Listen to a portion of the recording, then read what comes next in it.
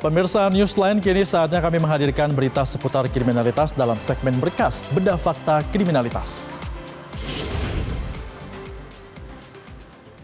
Polda Sumatera Utara menggerebek markas narkoba di kawasan perkebunan sawit yang berada di perbatasan Kabupaten Langkat dan Kota Binjai.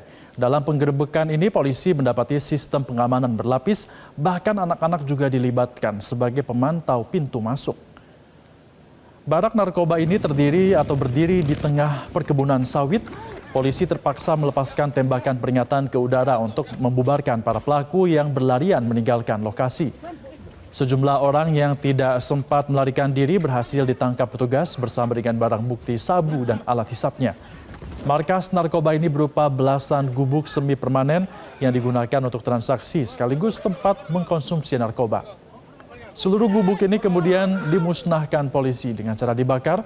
Direktur Ditres Narkoba Polda Sumut menyebut barak narkoba ini dijaga dengan sistem pengamanan ketat. Pengawas dibekali alat komunikasi, bahkan anak-anak di bawah umur dilibatkan untuk memantau setiap pintu masuk dari kedatangan polisi. Kini para tersangka bersama dengan barang bukti telah dibawa ke Mapolda Sumut untuk menjalani pemeriksaan dan pengembangan lebih lanjut. Penggerebekan ini juga menjadi bagian dari rangkaian pengungkapan 429 kasus narkoba dengan 534 tersangka yang baru dirilis Polda Sumut dan Polres Langkat pada beberapa hari yang lalu.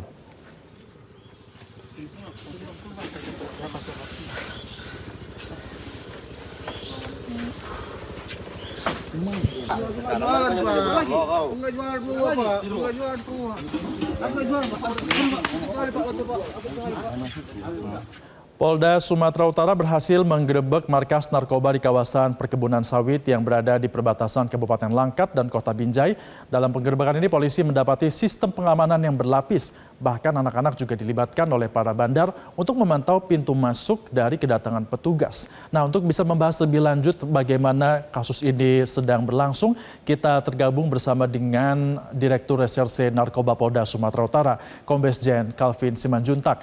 Selamat sore, Pak Calvin. Ini kan kalau kita lihat sistemnya berlapis, sudah seperti kartel di Meksiko, di El Salvador. Bagaimana kronologinya, Pak, Anda menemukan lokasi ini? Baik, terima kasih Mas Febrian. Jadi kenapa Langkat dan Binjai merupakan salah satu prioritas kami Direktorat Narkoba? Karena kami melakukan beberapa penebalan kekuatan di dua wilayah tersebut. Uniknya di dua wilayah tersebut sering sekali perkebunan ladang digunakan sebagai lokasi transaksi, itu yang pertama. Dan yang kedua, tidak hanya transaksi narkoba, tetapi di lokasi tersebut digunakan untuk menikmati narkoba di tempat itu. Kita menyebutkan itu namanya barak-barak narkoba atau loket-loket narkoba. Tempatnya di tengah-tengah perkebunan atau ladang-ladang. Pintu masuknya mereka sudah melakukan pengawasan dan pengamanan yang berlapis. Ada katakanlah pintu masuk ke sana ada 2 atau 3. Di 3 itu pun mereka sudah memasang portal dan juga menggunakan alat handy talkie yang saling menginformasikan dari luar ke dalam dan ada beberapa lapisan. Jadi ini yang uniknya di dua lokasi ini. Dan sampai dengan saat ini kita sudah melakukan 46 kali kegiatan di tempat-tempat serupa. Dan satu yang menarik Mas Febrian, kebanyakan di lokasi tersebut juga ada beberapa tempat hiburan malam. Jadi tempat hiburan malam di bagian depannya, di bagian belakang untuk ladang dan perkebunannya itu barak-barak yang disediakan. Nah, kita sudah melakukan penindakan di tempat tersebut dan di tempat hiburan malam tersebut, gak lama beberapa hari setelah itu juga muncul hal-hal yang baru. Inilah yang kita melakukan tindakan tegas terkait dengan tempat dan tersangka-tersangka yang kita lakukan pengungkapan. Demikian. Tindakan tegas yang Anda sebutkan itu apakah termasuk juga memberikan tindakan penembakan peringatan, Pak? Itu prosedur yang kita lakukan. Jadi memang terkait dengan lokasi-lokasi tersebut, kita merupakan tanggung jawab semua pihak di dalam hal peredaran narkoba. Tidak cukup hanya aparat penegak hukum. Kita melihat lokasi-lokasi yang dibangun semi permanen Jadi bagaimana proses mereka membangunnya sampai dengan saat itu?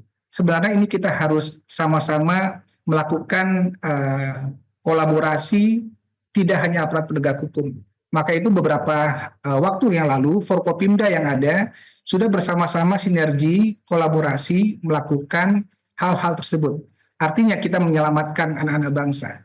Nah, ironisnya lagi Mas, tadi sudah dikatakan juga Mas Febrian, bahwa kartel-kartel narkoba ini yang memperkaya dirinya sendiri dan dengan tidak memperhatikan kurir-kurirnya ataupun pengawas-pengawasnya, mereka menggunakan ada beberapa anak di bawah umur hasil yang kita dapati di lapangan. Mereka digunakan untuk mengawasi, menggunakan handy talkie. Ini kan hal-hal yang sangat ironis sebenarnya tidak perlu terjadi. Maka itu kami sinergi dengan kedua Kapolres tersebut dan juga pemerintah daerah di kedua tempat tersebut dan juga BNNK di dua tempat tersebut supaya hal-hal barak-barak narkoba, loket-loket narkoba yang dibangun di tengah-tengah perkebunan ini bisa sama-sama kita tidak lagi temukan dengan proses bersama-sama untuk melakukannya penertiban dan bahkan pembasmian seperti itu, Mas. Ya, untuk anak-anak yang dilibatkan oleh kartel ini, Pak, ada berapa anak-anak dan kini kondisi mereka seperti apa? Hal yang sudah kita dapat kemarin memang kita temukan ada 2, kita sudah serahkan ke Krimum. Kita mau melihat apakah jaringan mereka yang menggunakan itu ada terlibat dengan jaringan, ataukah mereka hanya digunakan para banda atau kartel itu hanya untuk sewaktu saja atau memang sudah terlibat jaringan di dalamnya. Jadi kita koordinasi dengan unit perempuan dan anak di Krimum untuk mendalami hal tersebut di luar kasus narkobanya. Baik. Kami komitmen Mas Febrian Silakan Pak. Ya, kami komit. Jadi artinya memang banyak sekali tugas-tugas yang perlu kita lakukan di wilayah-wilayah yang perbatasan perairan, perbatasan yang ada perkebunan yang cukup luas ini. Jadi memang tidak hanya bisa diselesaikan secara sektoral. Tidak bisa selesai ini hanya dilakukan oleh Polda saja, tetapi ini kita harus lakukan secara bersama-sama. Karena untuk luasan, kita menghitung untuk luasan perkebunan saja sudah kita lihat di Binjai dan Langkat ini ada beberapa tempat setidaknya yang kita tertibkan terakhir kemarin saja itu sudah ada 3 hamparan yang begitu luas yang itu digunakan sebagai barak-barak ataupun loket-loket narkoba yang luasa masyarakat bisa masuk ke dalamnya. Dan apabila aparat penegak hukum masuk ke dalamnya, itu yang saya sampaikan tadi, ada lapisan-lapisan pengamanan, lapisan-lapisan pengawas yang mereka gunakan untuk itu. Pak Calvin, di tiap lapisan pengawasan itu sempat ada perlawanan tidak? Atau mungkin ada yang memiliki senjata? Sampai dengan saat ini, belum ditemukan bentuk-bentuk senjata api dan senjata-senjata lain terkait dengan di perbatasan ataupun bentuk-bentuk lapisan portal-portal yang ada. Namun demikian, hal yang masif seperti ini yang memang kita tidak bisa lakukan tidak bisa kita lakukan dengan mudah. Jadi memang harus beberapa strategi yang kita gunakan di dalamnya. Pernah beberapa kali juga kita lakukan hal yang sama pada saat kita masuk. Itu sama sekali jangankan orang ataupun pengedar di dalamnya, bentuk-bentuk sisa-sisa yang ada pun itu sudah katakanlah sudah tidak ada lagi. Jadi memang ini informasi ini harus dijaga betul karena salah bertindak ataupun informasi yang kita sampaikan bocor di dalam itu karena dari luar masuk ke dalam itu cukup jauh Mas. Itu perlu beberapa kilometer untuk masuk ke dalamnya. Seperti itu kalau kita lakukan pada saat malam hari. Apakah hanya jadi ada barang-barang yang dikonsumsi saja atau memang ada produksi juga di situ? Sampai dengan saat ini kita belum melihat ada yang diproduksi di tempat di tengah-tengah perkebunan itu. Tetapi seperti yang saya sampaikan tadi, di dalam lokasi tersebut mereka dilakukan transaksi narkoba di dalamnya dan memberikan tempat bagi pemakai-pemakai untuk menikmatinya di tempat tersebut. Untuk pengelola atau pemilik lahan sawit dilibatkan juga tidak Pak? Atau diinterogasi juga tidak? Nah, sampai dengan saat ini itu yang saya bilang.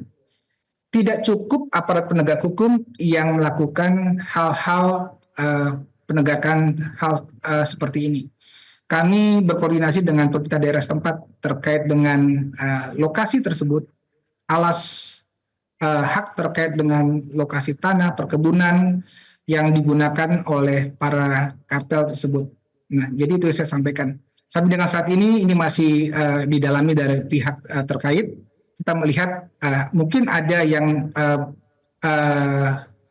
tempat tersebut yang bukan milik mereka pada umumnya seperti itu. Kita masih menunggu dari hasil kolaborasi dengan pihak terkait, Mas Febrian. Baik, nah dari penelusuran Anda dan juga tim, perputaran uang di sana seperti apa?